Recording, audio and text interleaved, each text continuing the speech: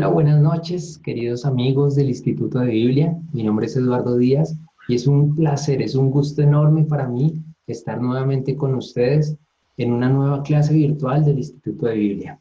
Este instituto que nace y quiere consolidarse como una opción, una plataforma virtual de formación en temas bíblicos, en estudio bíblico, en temas pastorales que nos permitan impactar nuestra vida y mejorarla, transformarla, que nos dé inspiración para la vida, que nos ayude a sanar nuestras heridas, que nos ayude a acercarnos más a Dios, a conocernos más a nosotros mismos y por supuesto irradiar como una luz todos nuestros entornos, esa luz que Dios pone en nuestros corazones. Hoy le doy gracias a Dios porque tenemos un profesor más que se acerca al Instituto de Biblia, que es Juan Alberto Casas. Les voy a compartir una breve presentación de lo que es el Instituto de Biblia. El Instituto de Biblia, tenemos nuestra página web www.institutodebiblia.com y nuestro email de contacto@institutodebiblia.com. ¿Qué buscamos en el Instituto de Biblia? Ser una plataforma de formación en temas bíblicos y pastorales. Y además de eso, conformar una comunidad. Así como están estos personajes con el logo del Instituto de Biblia, queremos que nos vayamos conociendo, que nos vayamos uniendo. ¿Para qué? Para proyectarnos también en servicio, en nuestras familias, en nuestros trabajos, en nuestras comunidades. Nos formamos, nos capacitamos, vivimos una experiencia comunitaria y por supuesto para irradiar el mundo con la luz de Dios y con el sello personal que cada uno le pone a su ambiente de trabajo, de estudio, de familia, del barrio, en todos los lugares. El tema de hoy es muy chévere, es qué significa que la Biblia sea palabra de Dios. Y pues solo enunciando el tema, yo los dejo hasta ahí porque quiero pues darle paso y darle la bienvenida a Juan Alberto Casas, que nos acompaña hoy como profesor del Instituto de Biblia.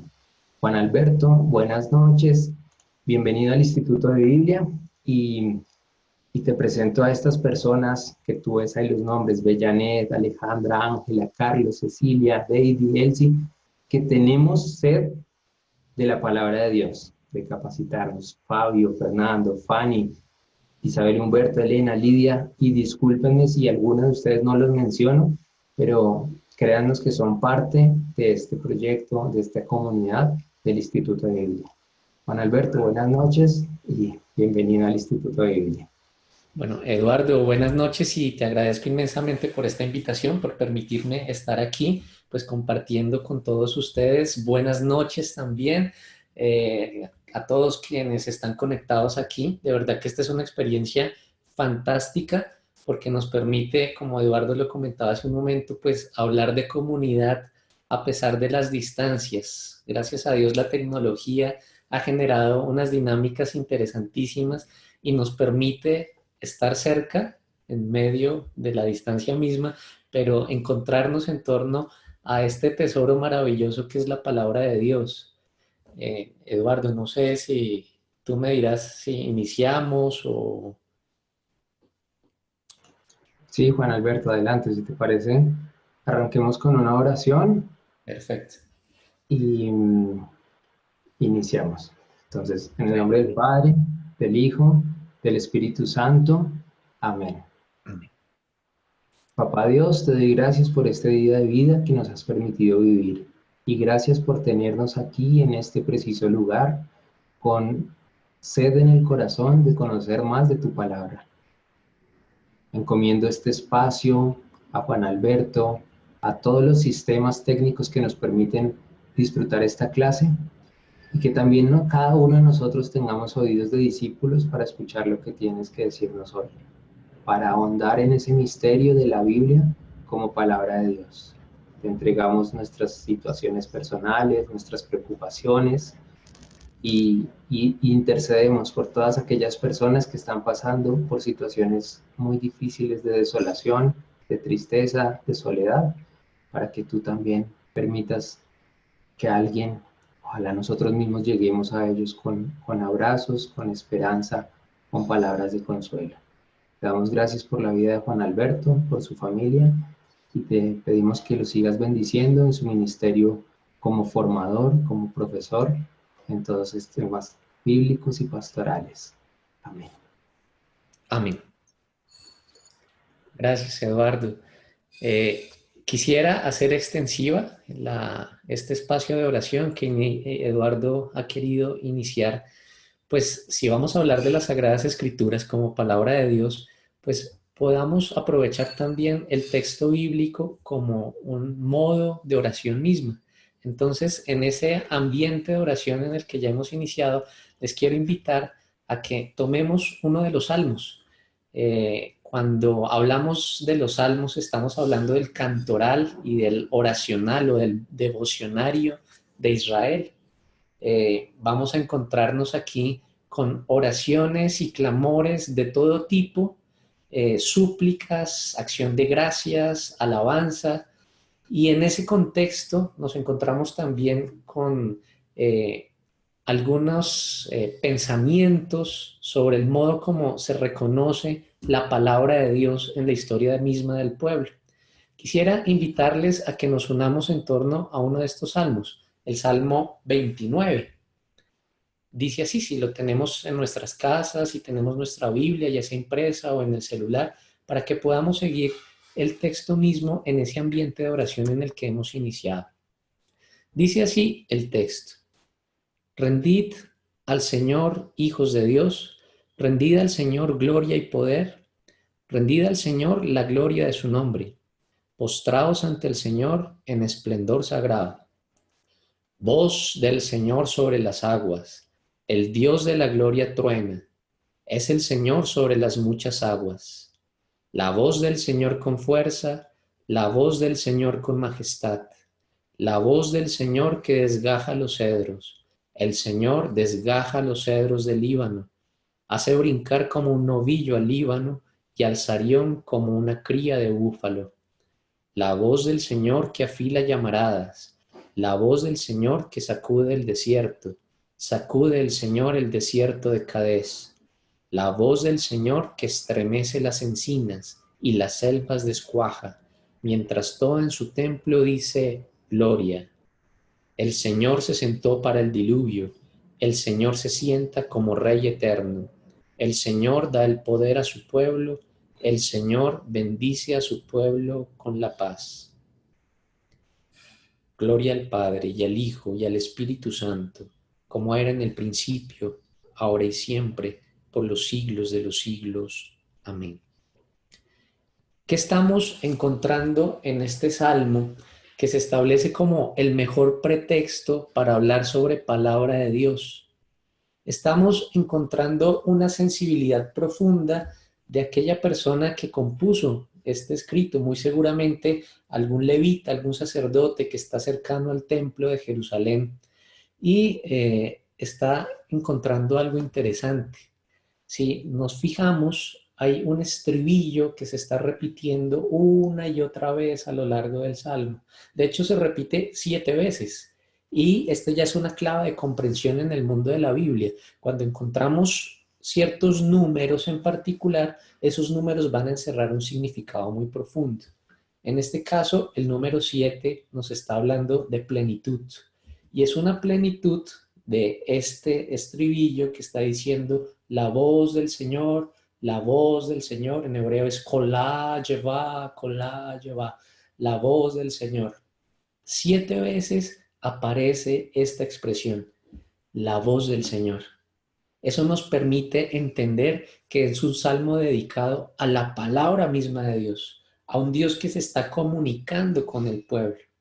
Y si miramos el desarrollo mismo del salmo, podemos fijarnos o tratar de intuir de alguna manera el contexto en el que se está escribiendo. ¿Qué está viendo la persona que está presenciando, la persona que está escribiendo, que está componiendo el salmo para hablar de este modo de la voz del Señor?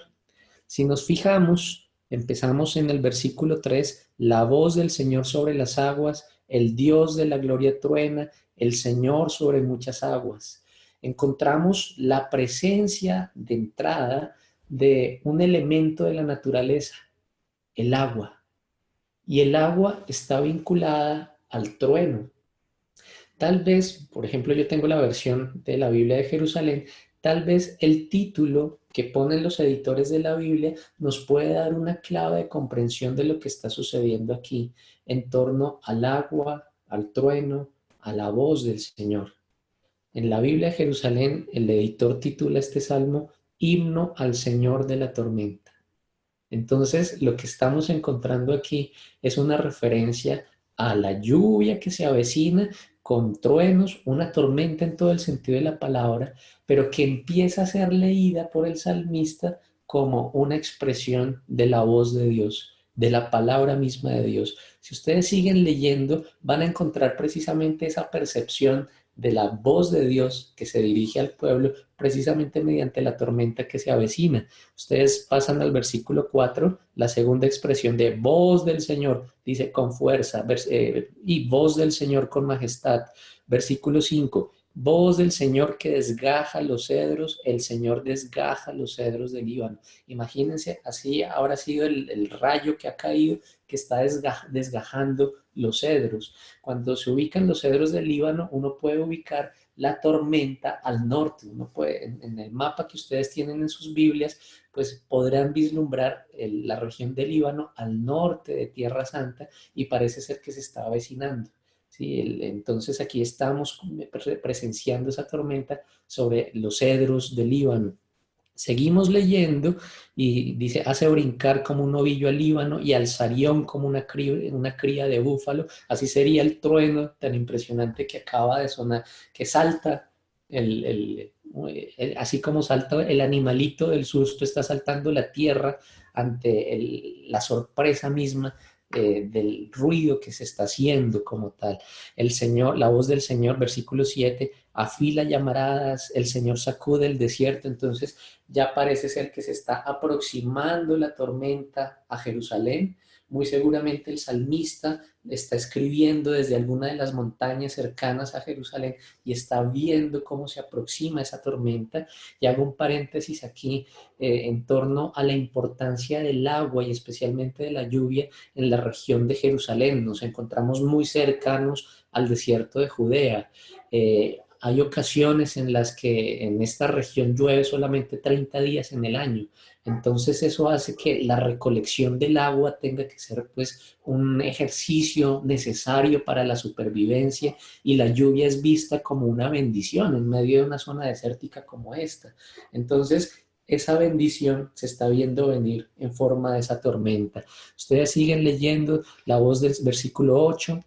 La voz del Señor sacude el desierto, la voz del Señor el desierto del Kadesh se está aproximando. Versículo 9, la voz del Señor estremece las encinas y las selvas descuaja, mientras todo en su templo dice gloria, en hebreo kabot, kabot. Parece ser que la tormenta ha llegado hasta Jerusalén, hasta el templo, se escucha un estremecimiento, un trueno en este caso, y el salmista está leyendo ese trueno como un grito en honor a Dios.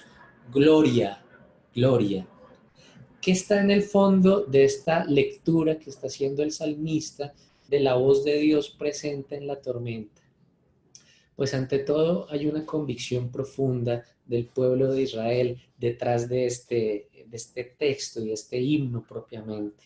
Y la convicción es que Dios no es mudo, a diferencia de los ídolos, como lo vamos a encontrar en otros salmos, ¿sí? Que los ídolos no tienen boca, no hablan, ¿sí? No tienen ojos, no ven, ¿sí? Los ídolos son simplemente quietos, en cambio el Dios de Israel tiene la capacidad de comunicarse permanentemente con el pueblo, de comunicarse. Y la convicción del pueblo es que esa comunicación es a través de varias mediaciones, o podríamos llamarlo así, varios niveles a través de los cuales Dios habla al pueblo. Es interesante, incluso desde el pensamiento de Israel, es Dios el que tiene la iniciativa en comunicarse con el pueblo. A diferencia de otras culturas donde a través de los rituales los pueblos tratan de comunicarse con sus dioses, aquí en Israel la convicción es que quien tiene la iniciativa es Dios mismo para darse a conocer a su pueblo, para revelarse a su pueblo. Él mismo se da a conocer, más que dar a conocer mensajes, doctrinas, fórmulas, es Él mismo quien se va a dar a conocer al pueblo. Esta idea la va a retomar precisamente el Concilio Vaticano II en la Constitución Dei Verbum sobre la divina revelación, en el numeral 2, cuando nos indica en qué consiste la revelación. Dice el concilio, la revelación es el proceso mediante el cual Dios se da a conocer a sí mismo y manifiesta su voluntad para con los seres humanos. Es decir, lo que se está comunicando no es una información, un mensaje para ser repetido, o a veces pensamos que Dios comunica verdades, verdades para ser repetidas de alguna manera y enseñadas. Lo que estamos encontrando en primer lugar, antes que cualquier mensaje, es que Dios mismo se da a conocer. Es un proceso de autocomunicación, de dación misma de Dios a la criatura, a la criatura.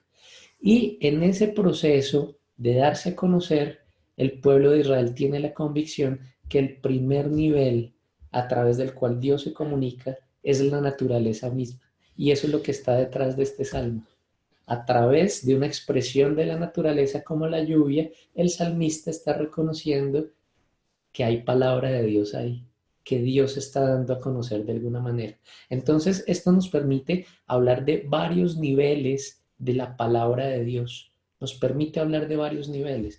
Y también nos está permitiendo reconocer de alguna manera que cuando hablamos de palabra de Dios, cuando decimos palabra de Dios, no es necesario pensar en la Biblia en primer lugar. ¿Sí? Ciertamente, la Biblia es palabra de Dios puesta por escrito, pero hay palabras anteriores a la Biblia misma que nos permiten reconocer que Dios se ha comunicado todo el tiempo con sus criaturas, incluso antes de la Biblia misma. El primer nivel, la creación. La creación. Por supuesto, estamos llamados a reconocer que la creación es la primera palabra que Dios nos dirige. La vida misma es la primera palabra que Dios nos dirige. Y mira que esto está muy en la lógica de toda la espiritualidad franciscana, incluso lo escuchamos en nuestro Papa Francisco con encíclicas tan bellas como Laudato Si, cómo se empieza a reconocer en la naturaleza a un Dios que se está dando a conocer a la criatura y a todas las criaturas. Recuerden esos pasajes tan bellos de las florecillas de San Francisco. Dice Francisco, le dije a la flor, háblame de Dios, y la flor floreció. Le dije al pajarito, háblame de Dios, y el pajarito cantó. Todo me habla de Dios, todo me habla de Dios. Primer nivel, la creación. Y eso involucra también el reconocerme a mí mismo en cuanto criatura como palabra de Dios. Las personas que me rodean como criaturas en cuanto palabra de Dios. Entonces eso nos lleva a repensar un poco esa idea que a veces tenemos como de mirar tanto nuestros defectos, uno tiene que decir un momentico, es que yo estoy hablando de una palabra que Dios ha dirigido y esa palabra está en mí misma en mí mismo como criatura que soy. Y el texto de la creación del Génesis dice que Dios todo lo hizo bien, todo lo hizo bien, empezando por lo pequeño, pero llegando a todo el universo como tal, incluyéndonos a cada uno de nosotros como criaturas, como obras de la mano de Dios. A través de nosotros, de nuestra vida misma, Dios también se comunica. Pero incluso podemos dar un paso más. Imaginemos aquí una escalerita de varios niveles de palabra de Dios. El primero, la creación. Segundo nivel de palabra de Dios. Tenemos que hablar aquí de la historia misma. Y eso es un principio también que lo está enfatizando la Constitución Dei Verbum del Concilio Vaticano II. Es una revelación que ocurre en la historia, a través de la historia y desde la historia misma. No, la historia desde esta perspectiva no va a ser vista simplemente como una sucesión de acontecimientos y ya. Cuando nos ponemos unas gafas especiales que se llaman la fe, es decir, tenemos siempre formas de ver la realidad eh, a través de nuestra cultura, de nuestra formación, etcétera, esas gafas se van perfilando, pues si nos ponemos unas gafitas que se llaman fe y leemos nuestra historia con esas gafas, podemos empezar a reconocer que en esa vida que tenemos Dios ha estado actuando nos ha estado salvando, nos ha estado liberando, incluso en los momentos más difíciles. Y cuando empezamos a leer nuestra historia a través de los ojos de la fe, esa historia empieza a ser llamada historia de salvación, porque descubrimos que ahí en nuestra propia vida, en la historia que nos precede, Dios ha estado hablando, Dios se ha estado comunicando y nos ha estado salvando y liberando, incluso sin que nos demos cuenta, incluso sin que nos demos cuenta, pero ahí ha estado presente. Qué importante es esto para reconocer que cuando hablamos de historia de salvación, no podemos reducirnos simplemente a pensar en los grandes personajes de la Biblia. Entonces aquí vamos a hablar de los primeros padres, de los patriarcas, de Moisés, de los reyes, de los profetas, de Jesús, María, los apóstoles, y a veces dejamos ahí y pare de contar. Cuando empezamos a ver nuestra historia y la historia universal, la historia de la humanidad con los ojos de la fe, empezamos a reconocer que esa historia de la salvación continúa a través de quienes nos han antecedido, pero también a través de nosotros, que nosotros seguimos siendo protagonistas de la historia de la salvación en la medida en la que nos abrimos a la acción de Dios que nos salva todo el tiempo. Ahí también hay palabra de Dios. Ahí hay un lugar de discernimiento de lo que Dios quiere para la humanidad. Esto es lo que en el mismo Concilio Vaticano, especialmente en la Constitución Gaudium et Spes, que es constitución pastoral sobre la Iglesia en el mundo actual, va a ser entendido como la lectura de los signos de los tiempos. Ser capaz de leer los signos de los tiempos es poder reconocer cómo es que Dios sigue actuando en nuestra historia, aquí y ahora, y a través de todas las formas de sociedad, incluso de aquellos en quienes dicen no creer en Dios. Lo que está afirmando el concilio es que incluso también en quienes afirman no creer en Dios, ahí Dios sigue actuando, ahí está presente. Entonces, volvamos con los niveles. Estamos hablando, primer nivel, la creación. Segundo nivel, la historia. Demos un pasito más. Demos un pasito más. Hay un pueblo, el pueblo de Israel, del cual estamos hablando, que ha sido capaz de reconocer y de discernir que Dios ha estado presente y hablándole a través de la creación, a través de la historia, y este pueblo, haciendo ese ejercicio de reconocimiento, ha plasmado por escrito esa percepción, esa intuición de Dios actuando en su propia historia. Y esa puesta por escrito del pueblo, pues lo tenemos precisamente en la Biblia, en las Sagradas Escrituras. De ahí que podemos decir que la Biblia es considerada palabra de Dios escrita. Insisto, teniendo en cuenta que ya hay una palabra de Dios más extensa que la precede, pero aquí tenemos una palabra de Dios puesta por escrito en la que un pueblo, y hablando del Nuevo Testamento, una comunidad de fe ha reconocido que Dios los ha liberado, los ha salvado, y con respecto al Nuevo Testamento, que Dios está presente en su totalidad en la persona de Jesús de Nazaret, liberando y salvando, y a través del misterio pascual continúa haciéndolo por medio de la iglesia hasta nuestros días. Este es un testimonio de esa palabra que es permanente, que no calla, que no calla. Imaginemos toda nuestra vida, incluso nuestra respiración, cada pestañeo que hacemos como una manifestación precisamente de esa palabra de Dios. Pero incluso podemos seguir subiendo y debemos hacerlo, porque no nos podemos reducir al texto escrito.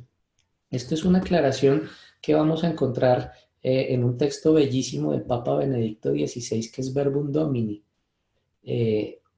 Cuando hablamos de palabra de Dios, no podemos perder de vista que la palabra de Dios por antonomasia es Jesús de Nazaret, el Hijo de Dios hecho hombre. Él es la palabra de Dios. Por eso, después de esos niveles en los que están la creación, la historia, la Biblia misma, tenemos que también reconocer como la culminación de palabra de Dios a Jesús, el Cristo como tal. Entonces, mira que no solo estamos hablando de una palabra que es creación, una palabra que se hace historia, una palabra que se hace libro, sino ante todo una palabra que se hace carne. Y ese es el gran misterio de la encarnación que vamos a encontrar desde los textos mismos de la Escritura. Por ejemplo, allá en el Evangelio según Juan, en el capítulo 1, versículos 12 al 14, encontramos ese proceso mediante el cual la palabra visita a los suyos y a quienes la acogen, les da la posibilidad de llegar a ser hijos y pone su morada entre nosotros. La palabra que se hace carne y pone su morada entre nosotros. En Jesús de Nazaret encontramos la plenitud de la palabra en ese sentido. Y frente a esa plenitud de la palabra, todos los demás niveles de palabra de Dios son análogos y dependen de Jesucristo como palabra máxima de Dios, como la palabra de Dios por excelencia.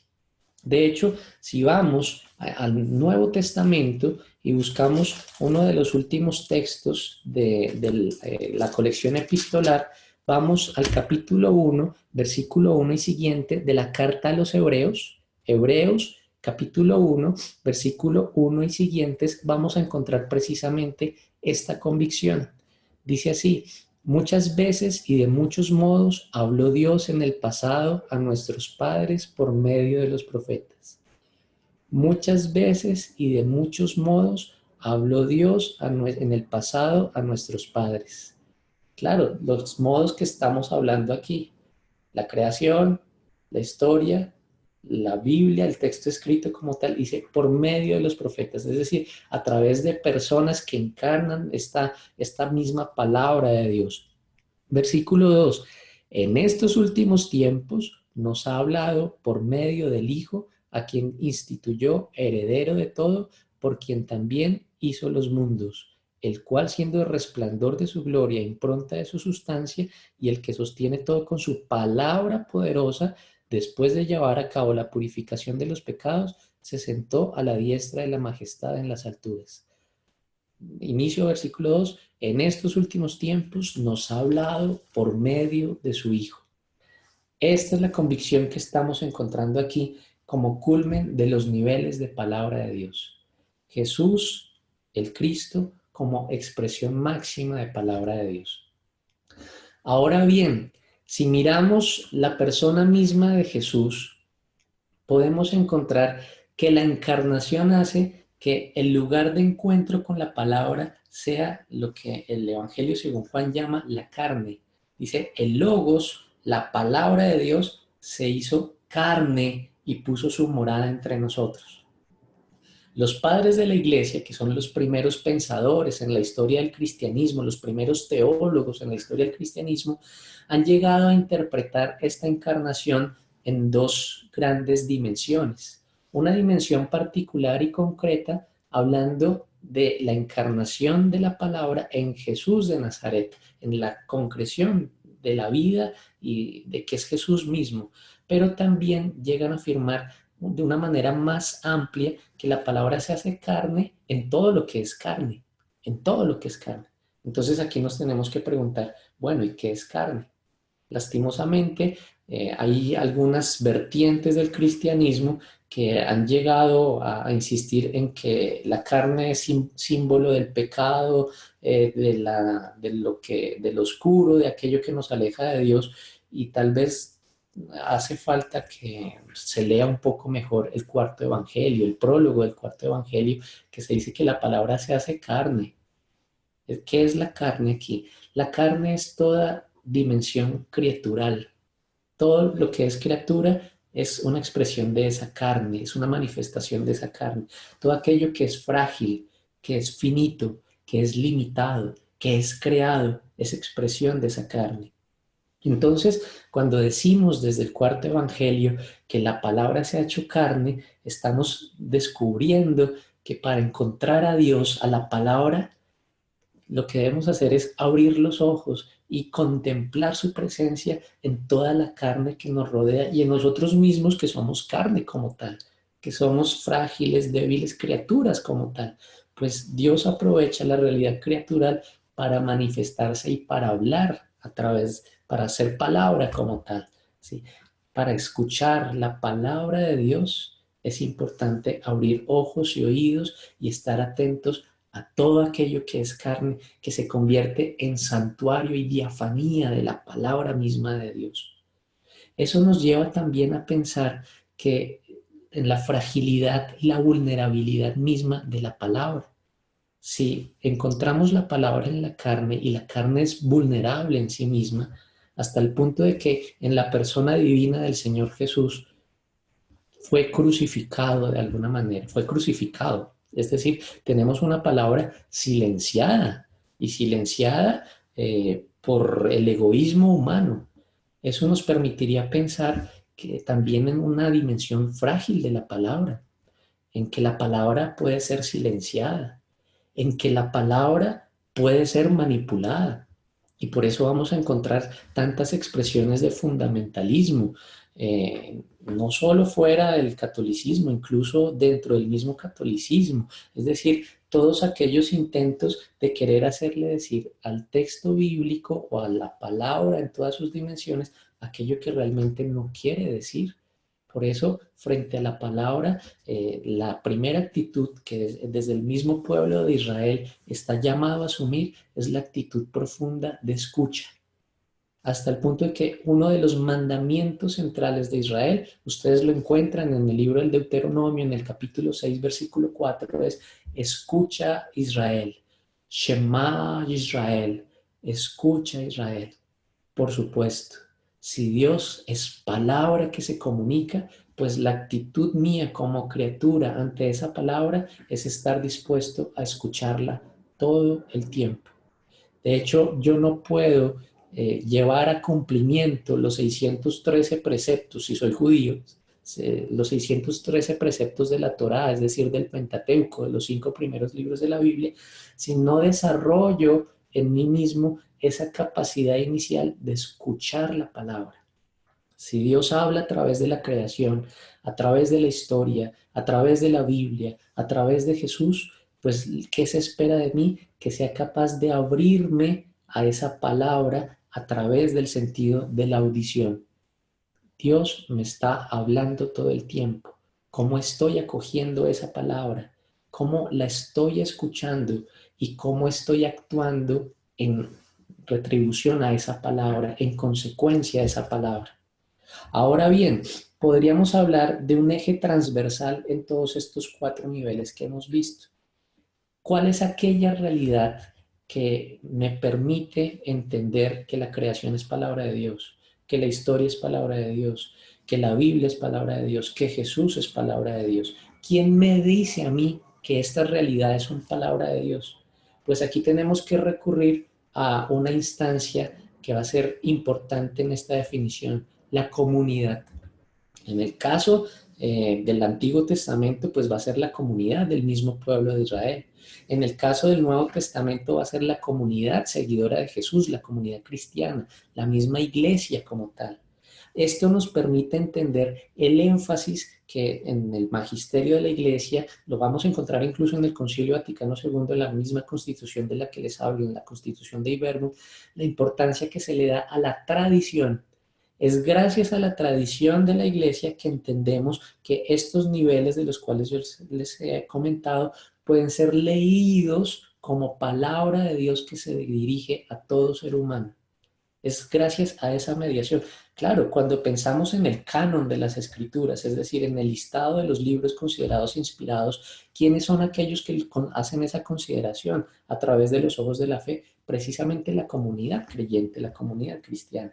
Entonces encontramos aquí también un ámbito privilegiado de encuentro con la palabra de Dios, la comunidad. Gracias, es precisamente en ese sentido que vamos a encontrar en los evangelios esta expresión bellísima de Jesús: donde hay 2 o 3 reunidos, ahí estoy yo. Donde hay 2 o 3 reunidos en mi nombre, allí estoy yo en medio de ellos. La comunidad misma, la asamblea convocada, la iglesia misma, en ese sentido, llega a ser un punto de encuentro con Jesús, palabra de Dios, y un punto de compartir esa misma palabra. Para resumir lo que hemos hablado sobre palabra de Dios, entonces debemos tener claro, la Biblia es solo un nivel de palabra de Dios en relación con los anteriores, pero en relación principal con el máximo nivel que es Jesús, palabra de Dios, al lado del cual se leen las escrituras. Esto la liturgia lo ha entendido de una manera muy particular, especialmente en el tiempo pascual. Ustedes se podrán dar cuenta que durante el tiempo pascual en el presbiterio del de la capilla o del templo parroquial, ustedes van a encontrar, el presbiterio es el lugar donde se hace la celebración como tal. En el lugar donde se pone el texto de la palabra escrita de las escrituras, que se llama el ambón, al lado van a encontrar el cirio pascual, especialmente en tiempo de Pascua. Y eso ya es un símbolo que dice mucho. Lo que dice es, yo solo puedo entender las escrituras a la luz del resucitado, a la luz de Jesús, que es palabra de Dios por excelencia. Entonces, resumiendo, podemos decir que cuando decimos palabra de Dios no estamos hablando necesariamente de un libro, sería una manera muy reducida de hablar de palabra de Dios. Cuando hablamos de palabra de Dios no estamos hablando simplemente de un mensaje oral o escrito que es transmitido para ser repetido. Cuando hablamos de palabra de Dios, estamos hablando de una dinámica, de una acción, de la acción creadora de Dios. Lo encontramos en las mismas escrituras. Dios crea es precisamente a través de la palabra misma. Dijo Dios, haya luz y hubo luz. Dios crea a través de la palabra y salva a través de la palabra. La palabra es la acción creadora de Dios a través de la cual se mantiene a la criatura, se da vida a la criatura y se mantiene a la criatura en la existencia. Es decir, insisto aquí, cada movimiento de nuestro ser, cada respiración, cada segundo es una expresión profunda de palabra de Dios. Y lo que la Biblia nos va a ayudar es precisamente a leer nuestra vida como palabra que Dios nos dirige. Leyendo las escrituras y reconociendo nuestra vida como palabra de Dios, podemos volver a la vida misma para seguir siendo instrumentos de esa palabra creadora de Dios. Entonces mira que la Biblia se está entretejiendo aquí con todos estos niveles de palabra de Dios para propiciar esa dinámica creadora fantástica que es Dios mismo salvando, comunicándose y revelándose a sus criaturas. Muchísimas gracias. No sé si haya algunas preguntas. Eduardo, no sé si queramos compartir algo que nos llame la atención, algunas preguntas que tengamos. Claro que sí, Juan Alberto, gracias por esta enseñanza y queremos habilitar estos minutos para recibir algunas preguntas, sea ustedes las pueden escribir en el chat o también nos pueden hacer la seña en el micrófono para habilitarles su micrófono. Preguntas que nos ayuden a ampliar el tema, dudas que existan sobre este tema de por qué la Biblia es palabra de Dios. Entonces, aquí voy a ir leyendo. Dice Alejandra, gracias Juan Alberto por tu enseñanza. Dios nos llama primero y nos habla a través de la creación, de mi historia, de la Biblia y la vida misma a través de Jesús. Qué maravilla entender cómo Dios nos habla. Me deja en el corazón contemplar a Dios en el otro con dulzura y amor. Gracias, Alejandra. Sí, la tarea es inmensa, es ser capaces de discernir a un Dios que se comunica con nosotros en todo lo que nos rodea, en nosotros mismos, y contemplarlo ahí y reconocer que también clama por ayuda, por solidaridad en la carne más débil y vulnerable. Entonces, el llamado precisamente es a volcarnos en servicio, en solidaridad frente a ese Dios que está en la carne de aquellos que más lo necesitan como tal. Ok, he bajado las manos de las personas que estaban con la mano arriba para que la vuelvan a levantar. Si están desde el celular, hay un botoncito si quieren alzar la mano. Y si están desde el computador, pueden ahí en la cámara hacerme una señita y yo les abro el micrófono. Yo tengo una pregunta, Juan, mientras las personas van escribiéndolas, es ¿qué malos entendidos puede haber normalmente en cuanto a que la Biblia es palabra de Dios? Como qué manipulaciones se le puede dar a la Biblia que tú nos puedas como ampliar un poquito ese tema que puede también ser interesante. Pues mira, los malos entendidos surgen cuando reducimos la palabra de Dios solamente a la Biblia misma.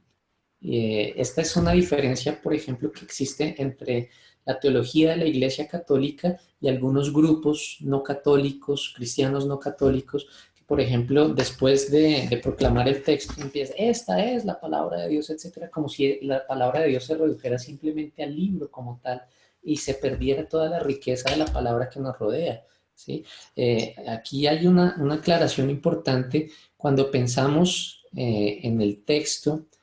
Alguna vez le hacían esta misma pregunta a uno de los grandes biblistas, profesor del Instituto Bíblico de Roma, ya falleció hace un tiempo, al padre Luis Alonso Shekel. Algunas de las Biblias, a propósito, que tenemos en español son traducción de él. La Biblia del Peregrino, la Biblia de Nuestro Pueblo es traducción de Luis Alonso Shekel. Alguna vez le preguntaron al padre Luis qué era para él palabra de Dios. Y resulta que él era músico. Y entonces en pleno auditorio había un piano, no dice nada, se baja a donde está el piano y empieza a interpretar una partitura que aparecía ahí frente al piano mismo. Termina de interpretarla, todo el mundo dice, pues enloqueció el padrecito. Aquí como que se le cruzaron los cables, etcétera. Y entonces termina de interpretar la partitura, toma la partitura y le pregunta al público, ¿dónde está la música? ¿Dónde está la música? ¿En la partitura que tengo en mis manos o en lo que ustedes acaban de escuchar y que ya está resonando en su corazón? Nos puede pasar lo mismo con el texto en cuanto tal. Podemos llegar a confundir la partitura con la música. Y entonces, ay, se cayó la Biblia, se cayó la palabra de Dios. No, se quemó algún accidente que ocurrió, se quemó la Biblia, se quemó la palabra de Dios. No, la palabra de Dios trasciende la materialidad del texto mismo y nos lleva a entender que es Dios que se comunica precisamente a través del proceso mismo de la escucha del texto como tal, pero el texto ya resonando y creando y dando vida al interior de la persona. Entonces, un primer malentendido es reducir la palabra a la materialidad del texto. Un segundo malentendido se llama el literalismo, lo que se llaman las lecturas literales del texto bíblico. Y esa tendencia la encontramos hasta por medios de comunicación.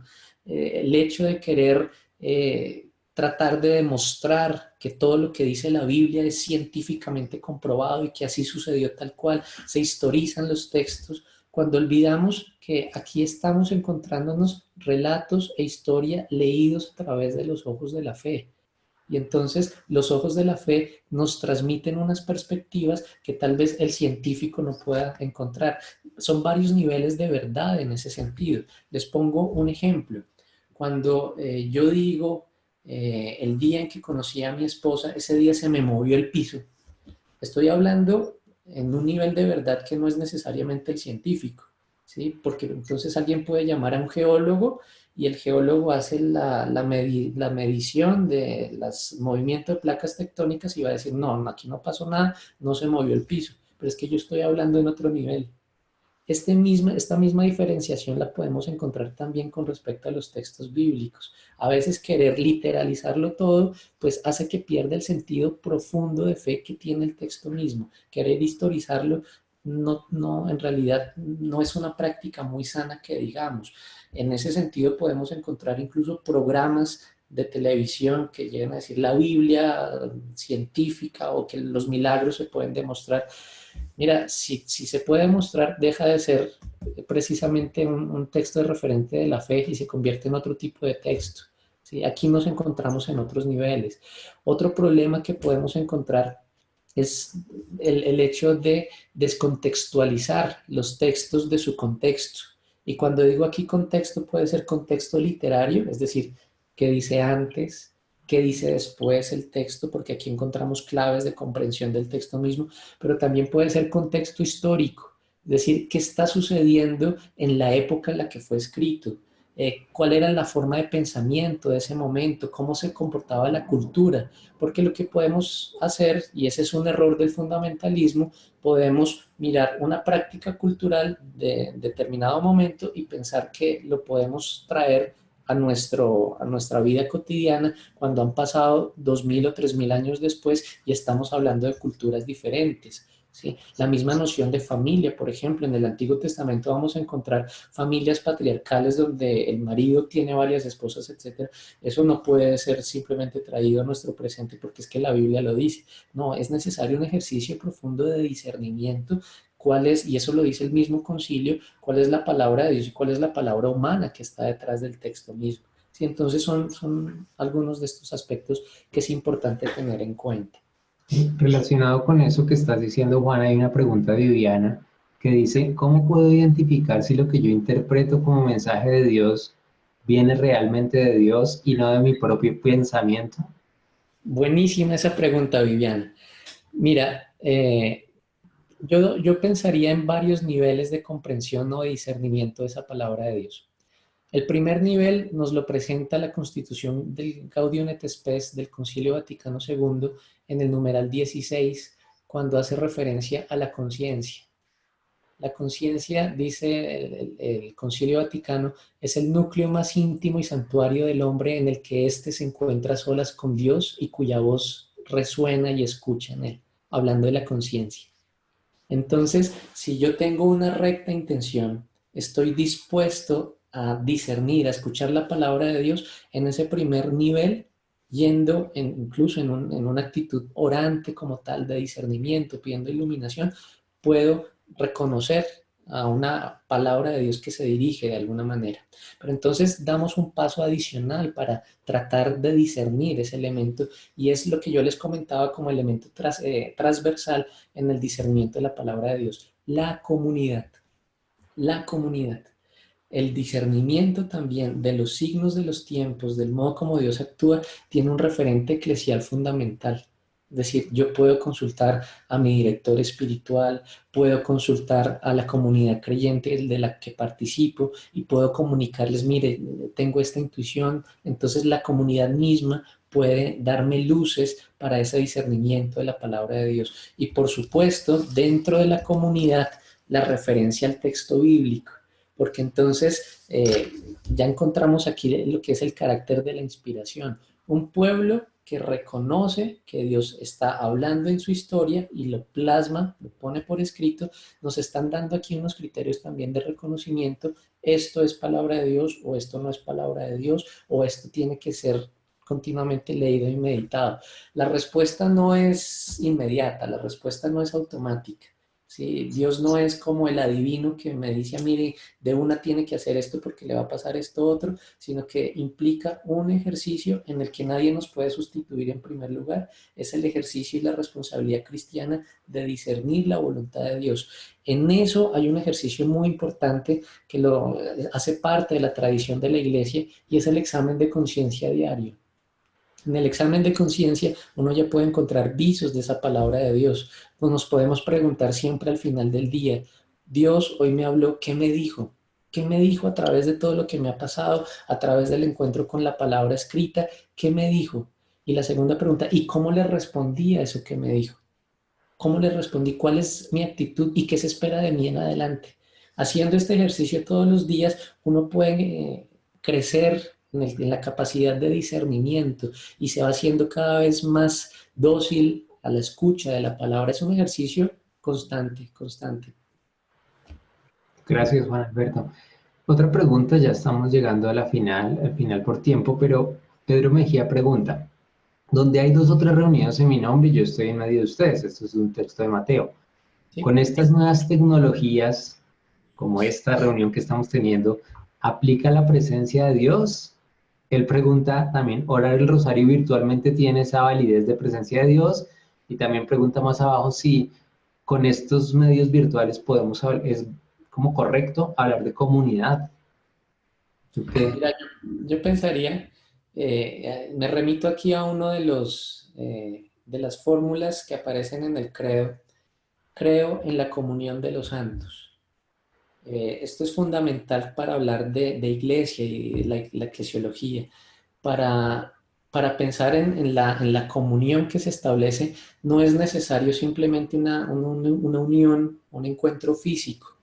porque es que el hecho mismo de la celebración comunitaria no solo es, dice la tradición de la iglesia y el magisterio, no solo está la iglesia que peregrina o la iglesia militante, sino que también está presente la iglesia purgante y la iglesia triunfante.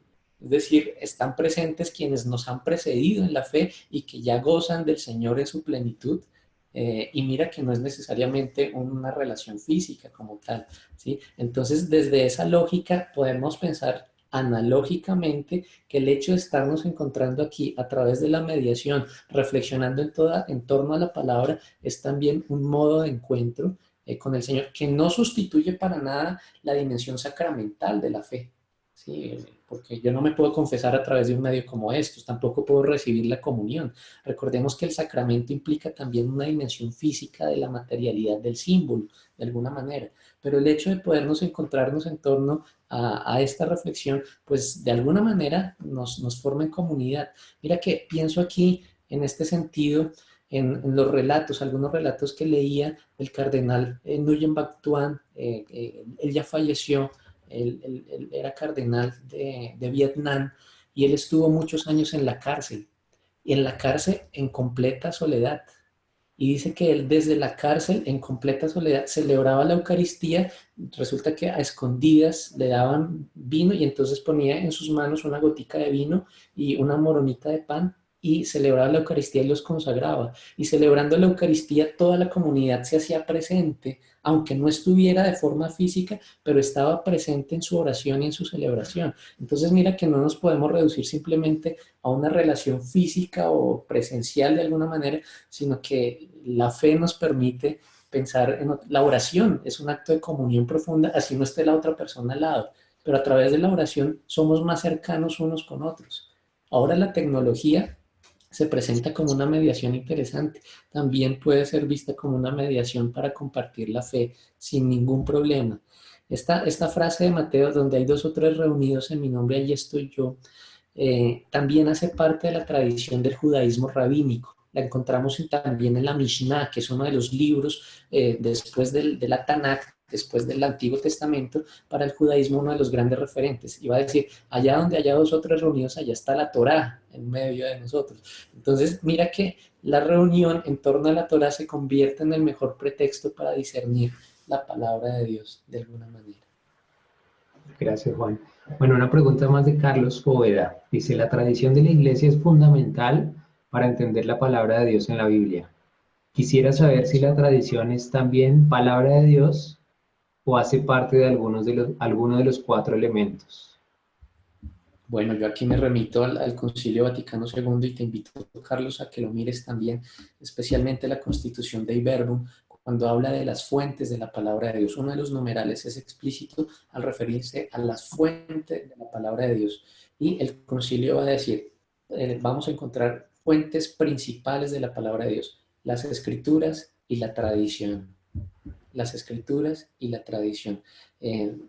Incluso en el judaísmo, encontramos una comprensión muy interesante. Cuando se habla de palabra de Dios, no solo se tiene la Torá escrita, es decir, lo que sería nuestro Antiguo Testamento completo, sino que se habla también de la Torá oral, que más adelante va a ser entendida como la Mishnah, el Talmud en la tradición judía.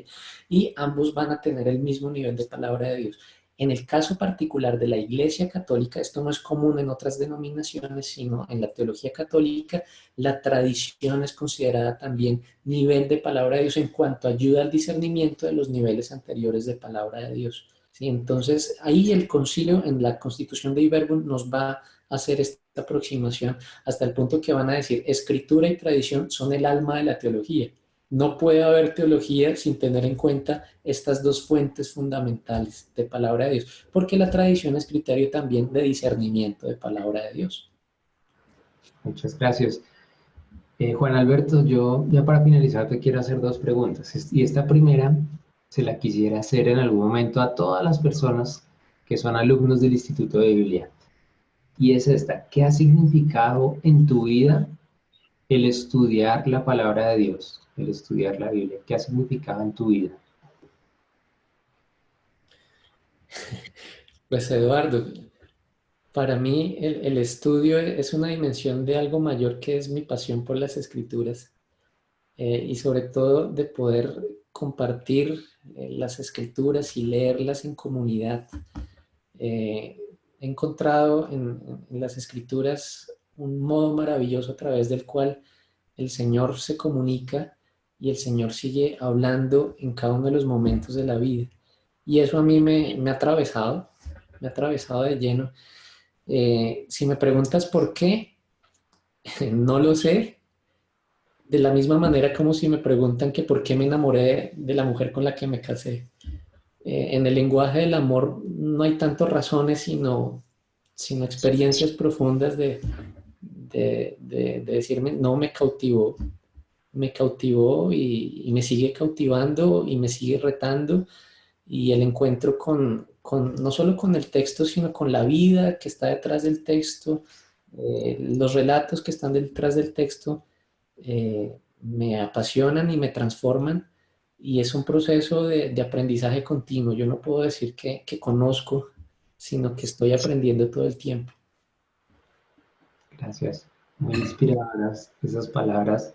Me atravesó porque pues eso es lo que soñamos, que a través del Instituto de Biblia vaya ocurriendo con más y más personas, que el estudio de la Biblia nos toque el corazón, nos transforme, nos inspire, nos ayude a levantar de momentos difíciles, nos ayude a tomar decisiones quizá que estemos tomando, y como a irnos sumergiendo en ese mar insondable que es Dios mismo a través de su palabra. Y la segunda pregunta, Juan Alberto, es: ¿qué le recomiendas a las personas que se acercan a este tipo de espacios de formación en el Instituto de Biblia, y también a los estudiantes que van a las parroquias? ¿Qué les recomiendas tú en ese proceso de estudio, de crecimiento? Mira, que se engolosinen profundamente con las escrituras, pero hay algo importante: no es buscar conocimiento, no es simplemente acercarse al texto por pura curiosidad, no es por cultura general ni por erudición, es reconociendo, por esto que estamos diciendo aquí, que el encuentro con las escrituras es en realidad encuentro con la persona divina del Señor. No nos estamos encontrando con un libro, no nos estamos encontrando con informaciones o mensajes bonitos. Nos estamos encontrando es con el Señor para dialogar con Él, para preguntarle qué quiere de nosotros, qué quiere de nuestra vida, ¿sí? Entonces, más que estudiarlas, es abrirnos a la sorpresa que es Dios mismo, que quiere comunicarse con nosotros y hablar con Él, ¿sí? No podemos, si nos quedamos simplemente en el estudio del texto, perdemos el tiempo. No es un ejercicio de conocimiento, es un ejercicio de sabiduría, no en el sentido de pretender saber más, sino de saborear. La palabra sabiduría bíblicamente no viene de saber, sino de sabor, de ser capaz de saborear, de deleitarse en el encuentro con el Señor que está en el texto mismo, ¿no? Ok, muchas gracias. Bueno, y para cerrar, Juan, tú me comentaste al comienzo que este tema que tú nos enseñaste hoy lo tenías también en un artículo que publicaste hace algún tiempo. Entonces vamos a enviar, yo ahorita voy a enviar mismo en el chat ese link de ese artículo para que lo podamos descargar y estudiar, pero pues si nos das algunas recomendaciones para leer ese artículo, que nos lo expliques un poquito cómo Una, estudiar. una recomendación para leer el artículo, para que no se asusten, no lean la primera página, no lean la página de introducción, porque puede sonar muy densa como tal, y de entrada ya algunos me han comentado, mis estudiantes allá en la universidad, que leen la primera página y se asustan. Yo les recomiendo, pueden saltarse la página de introducción y empezar a leer sobre esto. Es precisamente lo que he comentado aquí, sobre qué se entiende por palabra de Dios y cómo se puede hablar de las escrituras como palabra de Dios. Van a encontrar algunos términos en griego, en hebreo, no se asusten. Por ejemplo, las primeras partes lo que dice es palabra de Dios, aunque aparezca en otro idioma, pero digamos, se puede dejar leer en ese sentido. Listo, ya estoy enviando por el chat. Es un link que pueden descargar a sus computadores de un archivo en PDF. Pues Juan Alberto, gracias. Ahí puedes ver la pantalla con todas las personas que te estamos escuchando. Alguien preguntaba también que solo pudo ingresar un poco tarde, que si iba a poder ver todo el video, si vas a poderlo ver. lo editamos, lo subimos en nuestro canal de YouTube y también enviamos un correo con la notificación. Precisamente les quiero compartir para terminar los canales de comunicación del Instituto de Biblia. Como les comentaba al comienzo, tenemos la página web www.institutodebiblia.com, también el canal de YouTube, donde en YouTube ustedes pueden poner Instituto de Biblia y le dan suscribirse para que reciban las notificaciones cuando subamos un nuevo video, por ejemplo, cuando subamos el de esta clase. También en Facebook estamos arrancando una página que se llama Instituto de Biblia Oficial, y por supuesto, si nos quieren escribir al email contacto@institutodebiblia.com. Les agradecemos por estar presente, por hacer parte de este proyecto. Cada una de ustedes es muy importante. Créanos que los tenemos en el corazón, en nuestras oraciones, y también les pedimos que nos tengan en sus oraciones, que tengan ahí su intención por el Instituto de Biblia, de formación por internet, para que nos tengan ahí en sus oraciones y podamos crecer, llegar a muchos países, a muchas personas. Vamos a seguir haciendo clases abiertas como esta, con profesores como Juan Alberto. Ojalá esta sea la primera de muchas otras. Y también ofrecerles cursos como tal en plataformas que van a poder ir tomar a su propio ritmo, de Antiguo Testamento, Nuevo Testamento, Introducción a la Biblia, cada uno de los evangelios, paso a paso, poco a poco vamos a ir construyendo estos contenidos. Muchas gracias por su participación, y Juan Alberto, si nos das un saludo de despedida o unas palabras de despedida, y para ir ya a descansar, si es que estamos a este lado de la tierra donde ya es hora de descansar. Bueno, pues les agradezco mucho su escucha, su paciencia, su comprensión también, y de verdad que me dio mucho gusto a través de estas mediaciones pues poder encontrarme y encontrarnos en torno a la palabra. Muchas gracias, Eduardo, por la invitación, y de verdad pues ojalá que podamos seguir gozando y disfrutando del encuentro con el Señor, con la palabra misma a través del texto bíblico. De verdad, mil gracias y que descansen. Bueno, chao, bendiciones. Saludos a sus familiares, a todos un abrazo, un fuerte abrazo. Los queremos mucho. Feliz noche.